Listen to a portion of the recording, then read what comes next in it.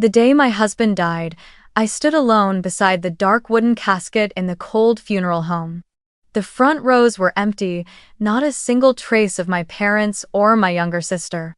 They didn't come to say goodbye to Michael, the man who had loved me with all his heart and fought cancer until his very last breath. As I placed white flowers on the casket, I already knew where they were, raising champagne glasses at a luxury hotel, celebrating and preparing for Sophia's wedding, the golden child in their eyes. Before my grief could even settle, my phone buzzed. A message from my mother read, "Stop being dramatic. This is urgent. We need to discuss Michael's $750,000 trust fund for your sister's wedding." I froze. My own blood wanted to turn my husband's legacy of love into fuel for their vanity. If it were you, bearing the love of your life in solitude only to be met with such a demand, how would you respond? And now, as you listen to this story, where are you and what time is it? I need to know. I'm not alone. Hi, my name is Sandra.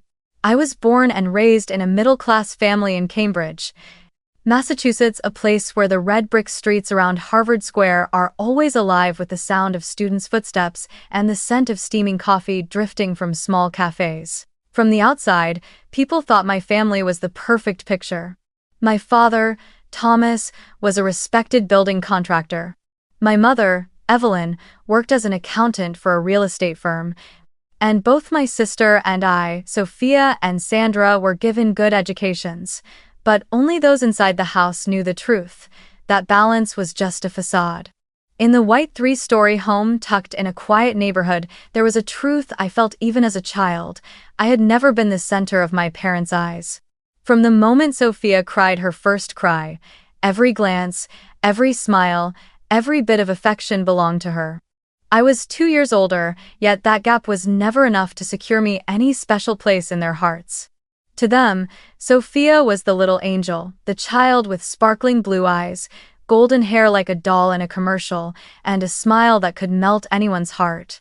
And me, Sandra, with straight brown hair and a quiet nature, was most often mentioned only as the older sister who looks after her. From the moment she could speak, Sophia was showered with endless praise. Whenever my sister ran into the living room in a flared dress, twirling in circles, my mother would exclaim, "Oh my Sophia, you're so beautiful. One day you'll be a pageant queen." As for me, even if I brought home straight A's, my parents would only nod with indifference and say, "Good, but you can do better. Your sister is the real pride of this family." I still remember Sophia's 16th birthday, a day that taught me more about my place in the family than any lesson ever could. My parents handed her the keys to a brand new Toyota, tied with a bright red bow, parked in the driveway like a scene from a movie. Sophia screamed with joy and hugged them, while I stood on the porch, holding a tray of freshly baked cookies, forcing a smile onto my face. When I stepped down to congratulate her, my mother turned to me and said, "Sandra, watch and learn. Maybe someday you'll have something like this too." But when my own 16th birthday arrived, there was no car, no grand celebration, just a small cake my mother picked up from the store and a card with a few handwritten lines. By then, I was used to it. Still, deep down, I understood that the favoritism wasn't only about material things. It was about how my parents measured the worth of their children. Because Sophia was beautiful, charming, and able to make them proud at parties, she was cherished. Meanwhile, I was studious, diligent, quiet, and easy to overlook. My achievements were treated as if they were nothing more than expected. By the time I reached high school, I had already started working part-time at the local library. I shelved books, labeled them, wiped away dust, and sometimes tutored younger students to earn a little extra money. I saved every cent for my dream of going to college because I knew my parents wouldn't pay for me the way they did for Sophia.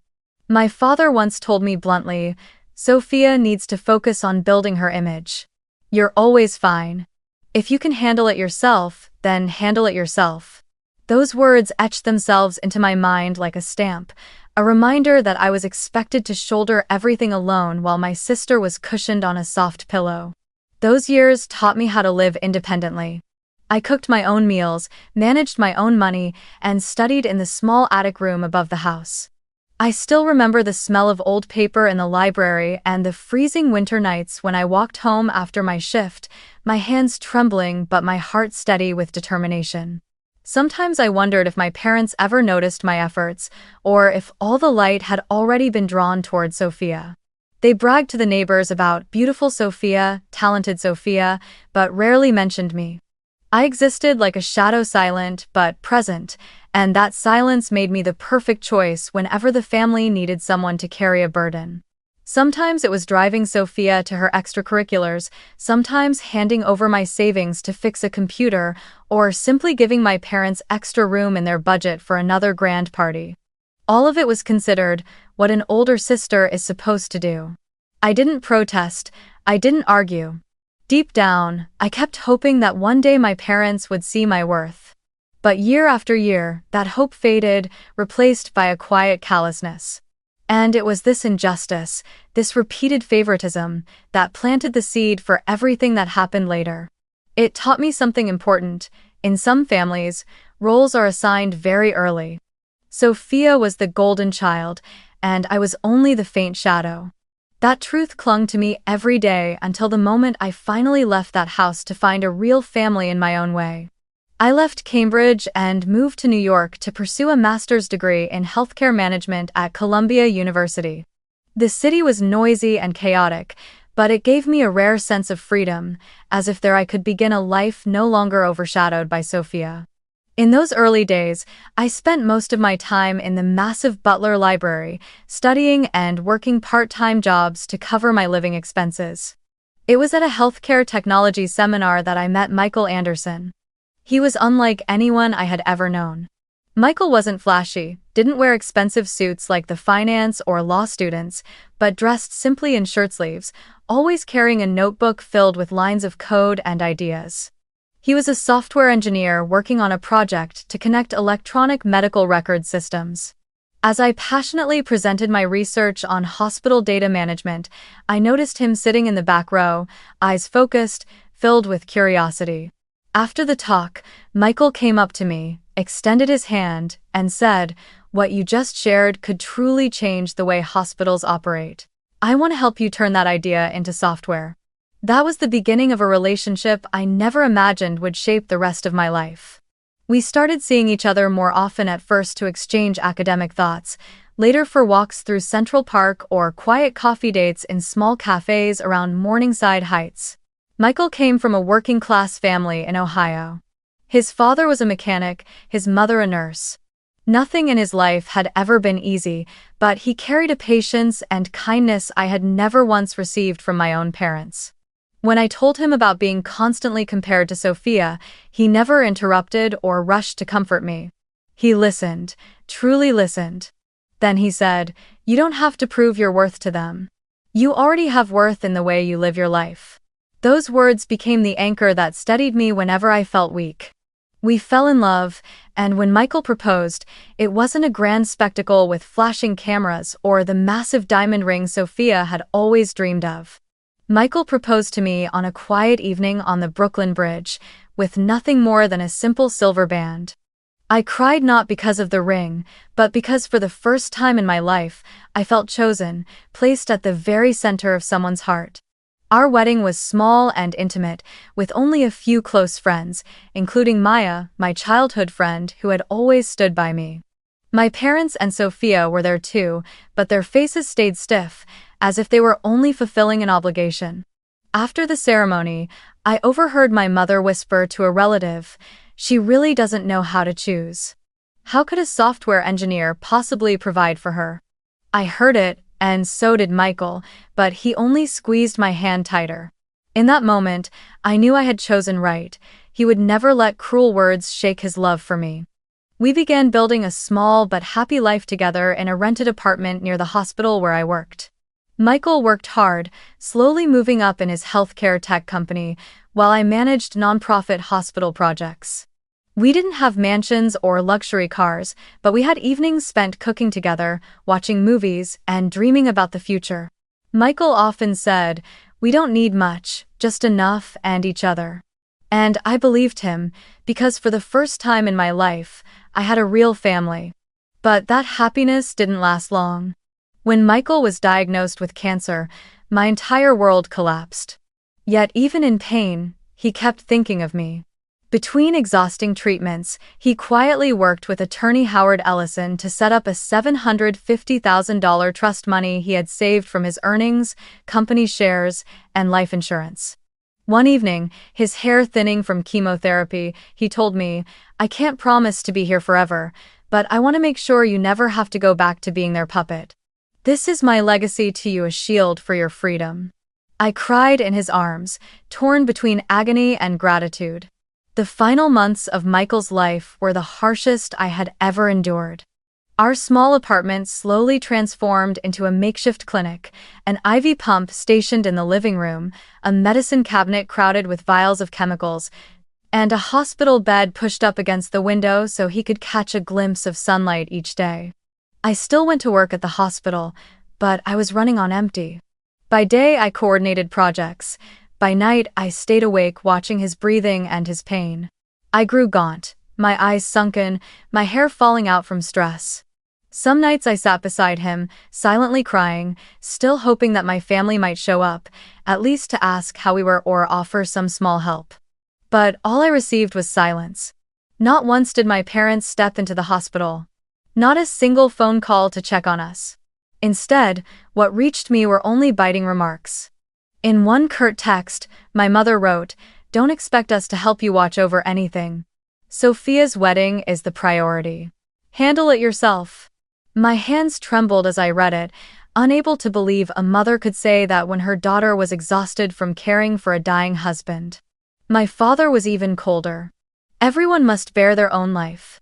You chose Michael, so take responsibility for that choice." Those words cut like a blade, turning the pain I was carrying into a kind of sentence passed down on me. At the very moment Michael needed a wider circle of arms around him, all we had was each other and Maya, my childhood friend. Working night shifts in the ER, Maya still found time to bring us hot meals or stay for a few hours so I could get some sleep. It was Maya, not Sophia, who became the sister I truly had. And then the most terrible moment came. Michael took his last breath on an autumn morning as sunlight slipped through the curtains. I held his hand tightly and whispered, "You can rest now. I'll keep my promise." My heart shattered as if the whole world had collapsed. Yet even in my grief, my family still did not appear. The funeral was simple, held in a small chapel on the outskirts of town. The rows meant for my parents, my sister, and our relatives all stood empty. Not a single member of the Miller family came. Beside me, that day were Maya, a few coworkers, and Mrs. Green, the elderly neighbor who had always cared for me like her own. I looked around the silent room, overcome by a hollowness no words could capture. Michael deserved a proper farewell, with blessings from his wife's family. What he received instead was their cold absence. I vowed never to forget that moment. When the service ended, I returned to our apartment and placed the leftover white flowers on Michael's altar. I sank into a chair, exhausted. My mind was a blank space, aching and numb at once. But my family's cruelty didn't stop there. The phone on the table buzzed. I opened it and saw a message from my mother. "Stop being dramatic. This is urgent. That $750,000 fund is a reasonable source for Sophia's wedding. We need to talk now." I went numb. I had just buried my husband, not yet able to breathe after the storm of loss, and they were already plotting to seize the legacy he had left me. In their eyes, his death was only a minor inconvenience on the path to hosting a lavish wedding. They didn't see the trust fund as the lifetime sacrifice Michael had made for me, but only as a convenient wallet. I sat there, clutching the phone so tightly my hands trembled. Tears welled up, but they weren't only from grief anymore. They were from a betrayal so complete it hollowed me out. My own family, the people who should have held me in my darkest days, had turned me into an obstacle, a door to be forced open by taking the last thing Michael had left behind. I thought of all the times in my childhood they had treated me like a little bank, withdrawing my money, my effort, my time, without a word of thanks. And now they wanted to turn the legacy of my love into an ornament for Sophia's wedding. In that moment, I knew one thing. If I stayed silent one more time, I would lose everything. After Michael's funeral, our small apartment became a prison of memories. Every corner bore his presence, the gray coat still hanging on the rack, the coffee mug he used each morning still sitting by the machine, the unfinished software draft still open on the desk. I walked past everything, touching each item, and felt my heart tear open again. His absence wasn't an invisible void, it was a heavy, visible presence pressing the air from my lungs. And just when I thought I had no strength left, my mother's text about the $750,000 fund landed like a hammer blow, shattering the fragile hope that my family might finally come to me with love instead of calculation.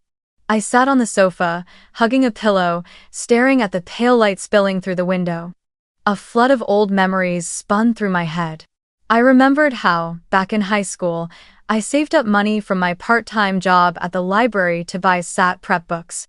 But when Sophia wanted a gown for the spring formal, my mother took my savings with the promise, "I'll pay you back." That money never returned. I remembered sophomore year of college, when my dorm needed an internet upgrade. I had been cutting back on meals, living frugally to cover my share, but my father called and said, "Can you send a little home? Sophia needs to pay for a European field trip." I sent it, afraid of being labeled the ungrateful child. In return, I ate instant noodles for a month. Then, when I started working at the hospital and got my first paycheck, my parents said the house needed a new roof, only for me to later discover they had used most of it as a down payment on Sophia's second car. Every time it was the same: I worked, I carried the load, and they treated it as normal. No one ever asked me, "Do you have enough? Are you tired?" And now, after everything, they wanted me to hand over the one thing Michael had left me, the culmination of a lifetime of work, foresight, and love. In the silence of the apartment, I felt myself standing at a crossroads. One path was familiar: continue surrendering, continue being the family's bank, continue letting injustice bury me. The other path was unknown, risky, but it held a chance. The chance to say no, for the first time in my life. I trembled with fear, but also felt a spark inside me that had never been there before. I realized I had grown used to living like a victim, enduring, staying silent. But Michael hadn't spent his life saving and setting up that trust just for me to be exploited again. He wanted me to be free, to live with my head held high. If I let my family take this money, I would be betraying not only Michael but myself. I knew that if I kept avoiding them, my family would only push further. After many sleepless nights, I decided to face them directly. I sent a short message in the family group chat: "We need to meet. Riverside Cafe, Saturday, 10 a.m. Riverside was a small coffee shop by the Charles River, not far from my apartment. I chose it because it was quiet, with plenty of private tables, and because it tied back to my childhood, the place where I used to study after school while Sophia was driven off to go shopping. This time, I chose Riverside as the place to begin drawing a new boundary. That morning was cold, the wind rippling silver waves across the river. I arrived early, sitting in my familiar corner seat, my phone set to record and tucked into my coat pocket. My heart was racing, not from fear, but from knowing that this time I would not stay silent. About 15 minutes later, my parents walked in. My father wore an old wool coat, his face stern and unreadable. My mother looked polished as always, her lipstick a bold shade of red. And right behind them came Sophia, draped in a luxurious fur coat, a designer bag dangling from her hand, her eyes sparkling as if she were stepping onto a red carpet rather than into a family confrontation. I greeted them briefly, then went straight to the point. Why was Michael's funeral the man who once called you mom and dad, the man who hoped to be treated like family, left with empty rows where his in-laws should have been? And yet, that same day, you all had the strength to raise champagne glasses at Sophia's hotel celebration? My voice was calm but edged with steel. For a few seconds, the air froze. My mother frowned. Everyone grieves in their own way, Sandra. We chose not to come because we didn't want to make things heavier. My father cut in, his tone flat and clipped. Sophia's wedding has been planned for a year. We couldn't cancel everything just because of a funeral. You should understand that. I looked straight at them, a wave rising in my chest. But before I could answer, Sophia spoke, and that was the moment that truly chilled me. She flicked her hair back, gave a dismissive laugh, and said, "Come on, Sandra. That fund is just sitting there. I need it for my future, for my new family. You don't have kids, you don't have big plans, what's the point of you keeping it?" Her words cut through the air like a blade, sharp and merciless.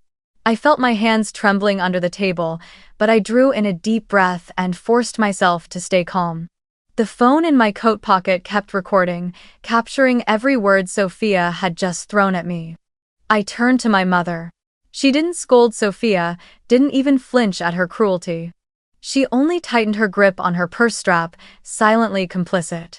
My father sipped his coffee, avoiding my eyes, letting the naked truth spill across the table unchecked.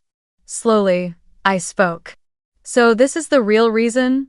Not concern for me, not to share in my grief, but to take away the last thing Michael left me." My mother's face pinched with irritation. "Don't be so dramatic, we are a family. If Sophia is happy, the whole family is happy. Michael would have wanted you to share with your sister." I laughed, a dry, bitter laugh. Michael left that fund for me, not for Sophia. He knew exactly what I went through in this family. He wanted me to be free, to stop being treated like a bank. And yet, on the day he died, you were absent, and immediately after, you demanded to take what little he left behind. You call that family? No one answered. The only sounds were the clink of a spoon against porcelain and the faint hum of jazz drifting from the speakers. I stood up, paid for my coffee, and looked at the three of them one last time. "I don't want to hear anything else. Everything is clear now. I will keep Michael's legacy." My voice was steady, no longer trembling the way it once had. They stared at me, surprised, a flicker of anger in their eyes, but I no longer cared. I walked out of Riverside, the cold wind striking my face, and yet inside me something burned bright, strength. When I got home, I pulled out my phone and replayed the recording. Every word Sophia had said about the fund just sitting there, every excuse my mother had made, it was all preserved. I sat in the silent apartment, and for the first time in months, I felt like I held a weapon. I was no longer fighting as a lone victim. I had evidence. I had undeniable truth. And I swore I would use it to protect Michael, and to protect myself.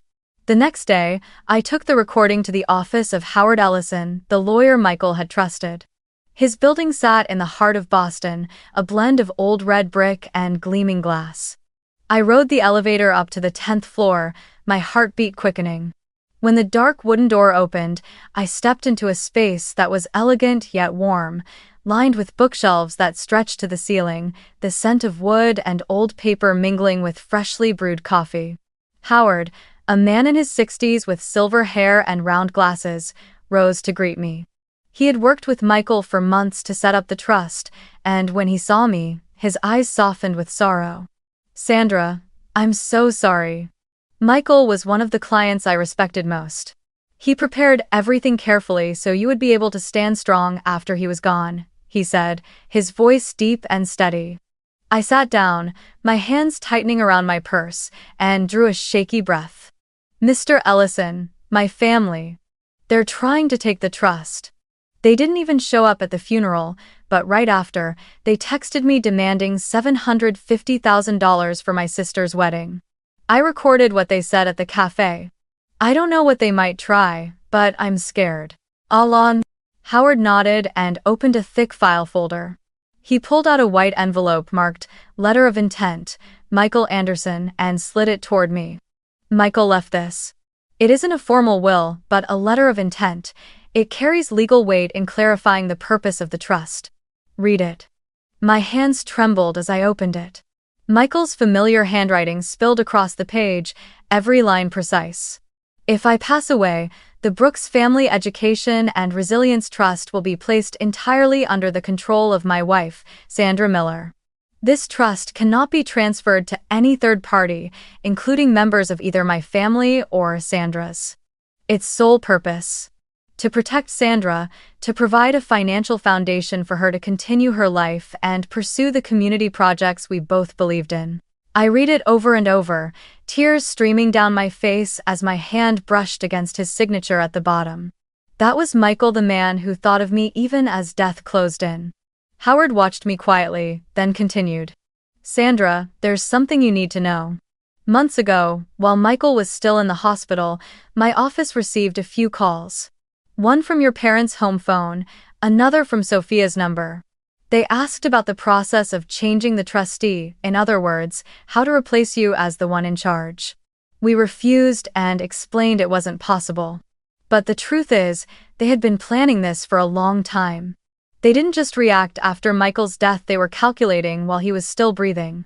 Hearing that, a wave of rage and cold realization crashed over me. So their absence at the hospital, their icy silence, wasn't just about Sophia and the wedding. They had been circling the money all along. Every look, every clipped remark from my parents suddenly snapped into focus. I had never been their daughter, only a path to resources. I lifted my head, my eyes dry now, and said firmly, I will not sign anything. I will not give in. This is Michael's legacy. I will protect it at any cost. Howard nodded, a flicker of relief on his face. That's exactly what Michael wanted.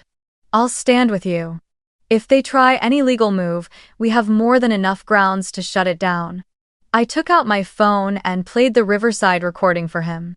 Sophia's voice filled the quiet office, sharp and selfish. That fund is just sitting there. I need it for my future. Howard's brow tightened. Good. This will be key evidence. Keep recording every interaction. People like that rarely stop on their own, but we'll be ready. Hell with. I left his office and stepped into the crowded street. The cold wind still blew, but inside me a new strength burned. I could almost feel Michael walking beside me, holding my hand, whispering, Don't let them take this from you. For the first time since he died, I no longer felt cornered. I had evidence, I had an attorney, and more importantly, I had resolve. My family might plot, might threaten, but I would not break. I had spent my whole life as a victim now, no more. I had thought that after the cafe meeting, after seeing the evidence and learning Michael's clear intent, my family would back off. I was wrong. Not only did they refuse to stop, but they struck back harder, this time with public tactics meant to smear my name. One early morning, as soon as I unlocked my phone, I saw a Facebook post from my mother's own account. A picture of a lit candle, with the words, Praying for our eldest daughter Sandra, who hasn't been stable since losing her husband. Please keep her in your prayers. Hundreds of sympathetic comments and shares poured in. Old friends left messages of support without having any idea of the truth. Blood rushed to my face as I stared at the screen.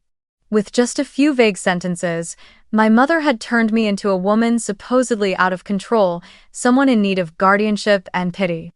No one in those comments knew that I was still showing up at work every day, still standing strong, simply refusing to hand over Michael's money to Sophia. Before I could recover, I got a call from the hospital's HR department. The director's voice was careful. Sandra, yesterday we received a call from your father, Mr. Thomas. He expressed concern that you might be unable to focus after your husband's death, that the loss could make you prone to mistakes affecting patients. We trust you, but we're required to ask, are you all right? Do you need time off? I bit my lip, forcing down the trembling in my body. My father had gone this far, calling my HR department, planting doubt about my competence in the very place I worked. If the hospital believed him, I could lose my job. I took a deep breath and answered calmly. I'm completely focused and performing my duties well. If necessary, I can provide my most recent performance evaluations. After the call ended, I sat in a daze. My family didn't just want the money, they wanted to destroy my credibility, to push me into weakness so they could control me more easily. But their cruelty didn't stop there. I discovered that Sophia and her fiancé, Brandon, had been using their connections in real estate to probe the bank, asking directly about the accounts and the trust in my name. They weren't given any details, but the mere fact that they tried showed how blatant the intrusion had become. Brandon even let it slip at a party. Sandra will have to hand it over soon. That money won't stay with her for long. Rumors began to spread through our circles. At work, I caught the sidelong glances of a few colleagues who had heard whispers that I was unstable after my husband's death, that I might be leaving, that I could lose control of the trust. It was like a dense web tightening around me. Some nights I sat alone in the apartment, staring at the pile of documents Michael had left, feeling as though I couldn't breathe. I had lost my husband, been painted as unhinged by my own family, and was still fighting to protect his legacy. Yet, when the darkness nearly swallowed me whole, two small lights still shone. Maya and Mrs. Green. Maya would stop by after her shift, bringing me a hot meal and a firm hug. She would say, "Sandra, I see you at the hospital every day focused, helping patients. Don't let those lies define you." Her words were like medicine, pulling me back from the edge. Mrs. Green, my 70-year-old neighbor, quietly became a living witness to the truth. She had watched me take Michael to treatment again and again, watched me go to work in the snow and rain, watched the light in my apartment still burning at 2 a.m., while I graded research papers. One day, she knocked on my door and placed an old notebook on my table. "I have a habit of keeping a daily journal," she said, "and I've written down many times when I saw you going to work, caring for Michael. If you ever need it, use it. Don't be afraid, you're not alone." I opened its pages and saw trembling lines. "Today, Sandra took Michael to the hospital. Came back late, but still worked the morning shift. Such a resilient girl." Each entry felt like an embrace, a confirmation that I wasn't crazy, wasn't weak, just a woman being slandered. Looking back, I understood that my family had chosen open warfare, and I could retreat no further. The posts, the phone calls, the rumors all were aimed at isolating me, making me look helpless so they could strip the trust away. That night, as I turned off the light and pulled the blanket up, trying to find a few scraps of sleep, a sudden pounding echoed at the door. The clock showed nearly midnight. My heart jumped, and I went to the window. Under the yellow glow of the street lamp stood the familiar figure of my mother, Evelyn, clutching her handbag, shifting anxiously as she knocked. For a moment I hesitated, then I opened the door. She stepped inside, the heavy scent of her perfume flooding the small apartment, a smell so familiar from my childhood, one I had tried hard to forget. "My daughter," she began, her voice syrupy sweet, nothing like the sharp tone she usually carried. "I know we've had our misunderstandings, but you must understand, all it takes is for you to sign a few papers, and everything will settle down. Your sister will be happy, the family will be at peace. You don't want to see this family fall apart, do you?" I quietly led her into the living room. The lamp on the table cast a soft glow. I nodded toward the couch for her to sit, but inside my coat pocket, my hand had already switched on the recorder. After everything they had done, I knew any conversation could turn into a trap, and I needed the truth preserved. She went on, placing her hand on my shoulder, patting it as if in comfort. "Sophia has sacrificed so much, can't you see? She needs a perfect wedding, a beautiful beginning. Brandon is a successful man, a son-in-law the whole family can be proud of. If this ceremony is affected, we'll all lose face. And you, Sandra, you don't have children, you don't need much. Your sister's wedding is a joy for the whole family. Just sign, and everything will be fine." I looked straight into her eyes and saw the ambition burning there, barely disguised beneath her gentleness. Calmly, I asked, "If Michael were still alive, would you dare ask him to sign? This trust was created for me, not for Sophia. Why are you so insistent?" For a moment, she faltered, her composure slipping, then hurriedly tried to change the subject. But in her flustered state, she let slip something she hadn't meant to reveal. "Brandon already booked the Hilton Head Resort for the wedding. Without the money, we'll lose the deposit, lose face. Do you understand? Lose face in front of the entire real estate circle. Our family can't survive that." Her words rang out clear, unmistakable, and, most importantly, recorded. I sat there, nodding as if in agreement, while inside me a storm raged. So it wasn't about Sophia's happiness at all, It was about protecting their social image, covering for shallow ambitions. Hilton Head, deposits, reputation in front of friends, all of it mattered more than my grief, more than the bonds of family. I let out a long sigh, stood, and poured a glass of water, placing it gently on the table before her. I understand. You should get some rest. It's late.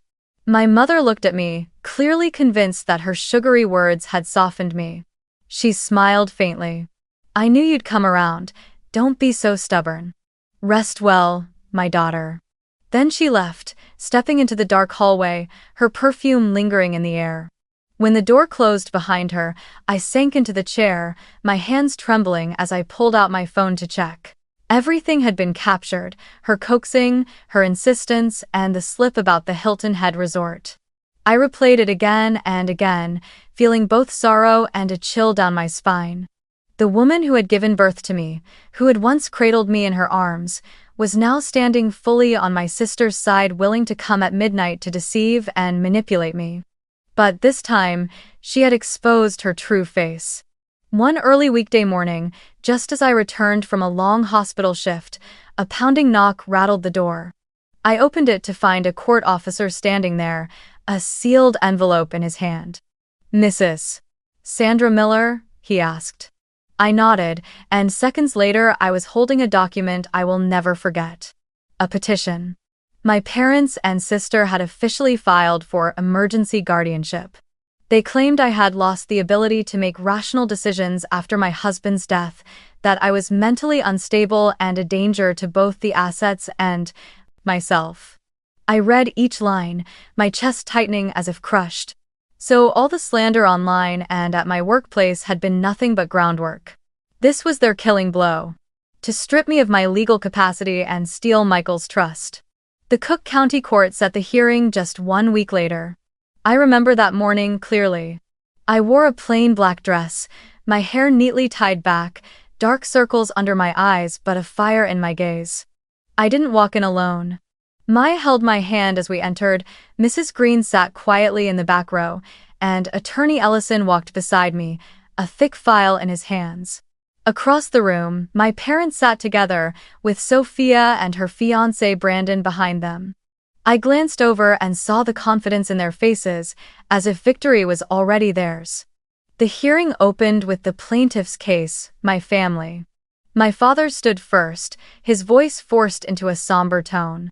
Your Honor, we are only concerned for our eldest daughter. Since losing her husband, she has been unstable, crying, withdrawn, at risk of dissipating the large sum her husband left behind.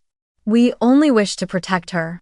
My mother sat beside him, dabbing at her eyes with a handkerchief as though rehearsed for a role.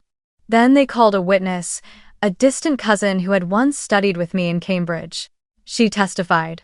I once saw Sandra sobbing uncontrollably in a hospital hallway, saying she didn't know how she could go on if Michael died. I believe she is no longer capable of managing herself. I sat still, my hands clenched tightly, a faint smile tugging at my lips. They had seen one moment of tears and decided my entire life had collapsed. When it was our turn, Ellison rose, his voice firm and resonant. Your Honor, my client Mrs. Sandra Miller is fully competent. We have complete evidence to prove it. He presented the file, beginning with Michael's letter of intent. The document, with Michael's clear words and signature, appeared before the judge.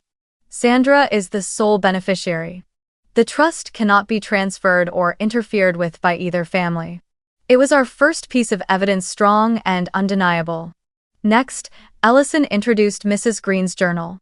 The elderly woman with silver hair trembled slightly as she stepped to the stand, but her gaze was steady. She recounted, day by day, how she had watched me go to work, take Michael to treatment, and then return home to cook and care for him. If that's what we call incompetence, she said firmly, then no one in this world is truly sane. A murmur rippled through the courtroom.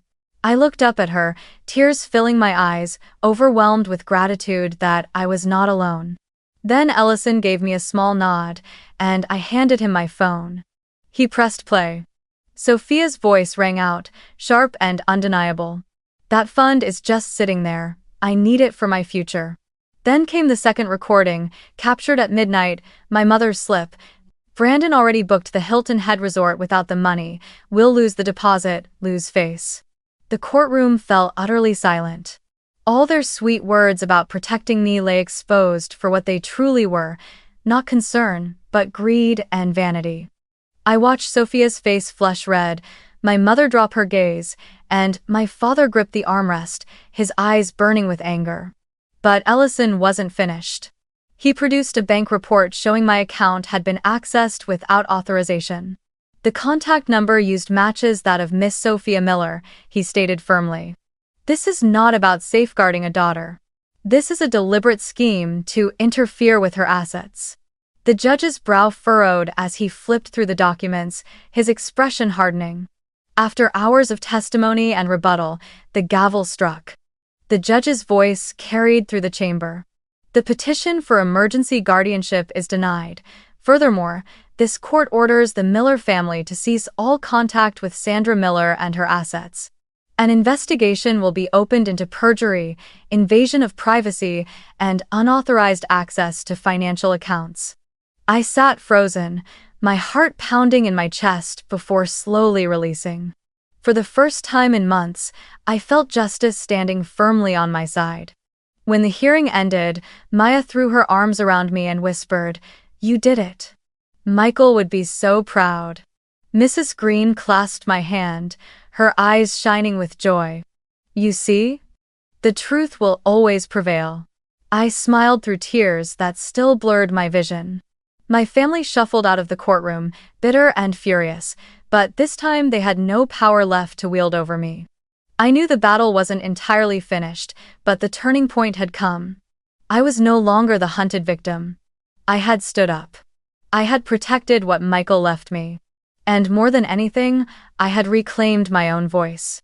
After the court denied the guardianship petition and ordered an investigation, everything began to crumble for the Miller family. Word spread quickly through their social circles and the small Cambridge community. Sophia, once used to admiration, became the subject of gossip. Brandon, her fiancé, who cared deeply about image and reputation, couldn't handle the pressure. Just weeks later, he quietly broke off the engagement, citing that he couldn't build a future with a family mired in scandal and lawsuits. Sophia screamed, sobbed, and called me dozens of times, leaving long messages filled with blame. "This is all your fault. If you hadn't resisted, if you had just signed over the fund, the wedding would have happened and Brandon wouldn't have left me." I read those messages, my heart heavy but no longer guilty. For the first time, I understood clearly that protecting myself was not a sin, it was my rightful claim. Meanwhile, cracks began to form between my parents. My father, furious that the guardianship scheme had failed, lashed out at my mother. "You couldn't keep your mouth shut, you exposed the Hilton Head Resort." My mother fired back with bitterness. "You were useless in court, couldn't convince the judge, and let Sandra bring in evidence to destroy us." The house that had once echoed with hollow laughter was now filled with shouting. Relatives kept their distance, extended families stayed silent. And Sophia, once the golden child, was now a name tied to failure and shame.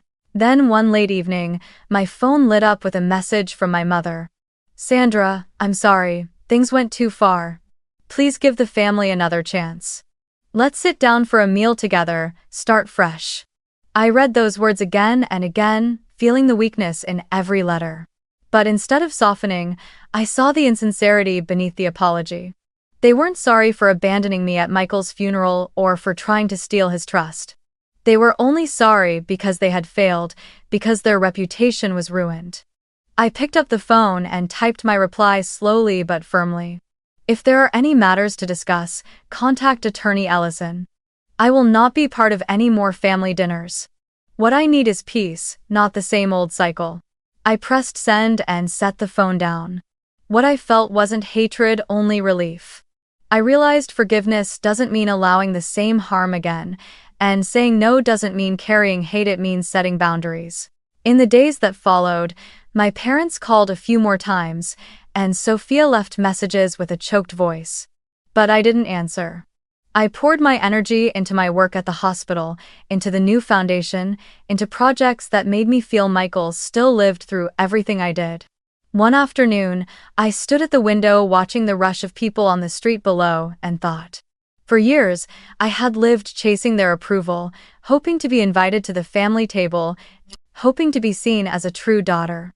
All I ever received in return was coldness, exploitation, and betrayal. It was time to stop waiting. I also realized something important. By cutting ties, I hadn't lost a family, I had only let go of the illusion of one. I had Maya, I had Mrs. Green. I had colleagues who still asked me to lunch. I had students who would one day receive scholarships from the foundation. That was my real family, the family I chose, not bound by blood but by love. A year ago, if someone had told me I would have the courage to refuse my own mother, I would have laughed through tears. But now, having drawn clear boundaries, I felt stronger than ever. I no longer let anger consume me. I turned it into determination. I no longer sought revenge. I chose peace. The Miller family could keep drowning in their arguments and blame, but I would no longer be a part of it. I lit a small candle beside Michael's photo and whispered, "I did it. I no longer let them define me." The flickering flame reflected his gentle smile in the frame, and I knew that somewhere he was nodding in agreement. A year later, autumn came to Boston, the sky clear blue and the trees lining the street in front of the hospital blazing orange. I walked through the main lobby, holding a small invitation card. The inauguration of the Michael Brooks Memorial Lab. His name was printed boldly on the paper, framed by soft blue designs, Michael's favorite color. Just seeing it made my heart tremble. I drew a deep breath and stepped into the auditorium, where colleagues, friends, and donors had gathered. The new lab, on the hospital's third floor, was spacious and bright, filled with servers and large screens connected to the electronic medical record system. All of it had been purchased through the foundation I had spent the past year building. When the red curtain dropped and the words Michael Brooks Memorial Lab appeared, the room erupted in applause. I stood in the middle of the crowd, raising my head to look at those words, my eyes blurring not from despair this time, but from pride. In that wave of applause, I could almost hear Michael's footsteps, his laughter as he talked about technology that could save lives. At the ceremony, we also announced the first scholarship in Michael's name. A sophomore in health IT walked up to the stage. She was a slender young woman, her eyes shining though her hands trembled. Her name was Elena, from a poor immigrant family. Her parents were laborers who had never imagined their daughter could even attend college. Elena choked back tears as she said, "I never thought I'd have this chance. But with this scholarship, I can keep chasing my dream. I want to use technology to save lives, just like Michael did." The hall fell silent, then erupted in applause. I covered my mouth, tears spilling down, but for the first time in so long, I cried while smiling. I saw Michael in Elena's eyes, that simple belief that technology and compassion could change the world. When the event ended, I stayed behind after everyone had left. I walked around the room, running my fingers across the keyboards, watching each screen glow, listening to the soft hum of the machines.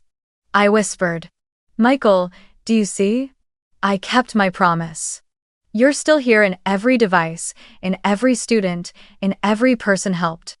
For the first time, I could say his name without breaking down, smiling instead, a smile of relief, overflowing with love. Later that evening, I carried a bouquet of fresh flowers to the cemetery where Michael rested. Autumn leaves blanketed the path. I knelt before his gravestone, laying the white blossoms against the grass. His name was etched clearly alongside the words, "Beloved husband, visionary soul." I pressed my hand to the cold stone, took a deep breath, and whispered, "Michael, I kept my promise. I protected the trust, turned it into a foundation, into a lab, into a scholarship. I found a true family not through blood, but through love and choice. I am no longer alone." The wind brushed past, tugging gently at my clothes. In that moment, I didn't feel the searing pain of the early days, but instead a strange calm, as though he were smiling at me from somewhere far away. I stayed there for a long while, letting the autumn leaves fall around me, letting the silence hold me close. When I finally stood, my heart felt lighter, as if I had set down a burden I had carried for years. I knew the road ahead was still long, but now I had the strength to walk it. That night, back in the apartment, I cooked a simple meal, lit a candle, and opened my journal. I wrote the final lines of the day. 1 year later, I am no longer the grieving widow, no longer the daughter exploited by her family. I am the keeper of Michael's legacy, the one who turned pain into purpose. And above all, I am someone who has learned to choose family with my heart, not just by blood. When I set down the pen, I smiled softly, knowing my healing had finally begun. Thank you for listening to Sandra's story. Wishing you health and happiness, and I look forward to sharing more stories with you soon.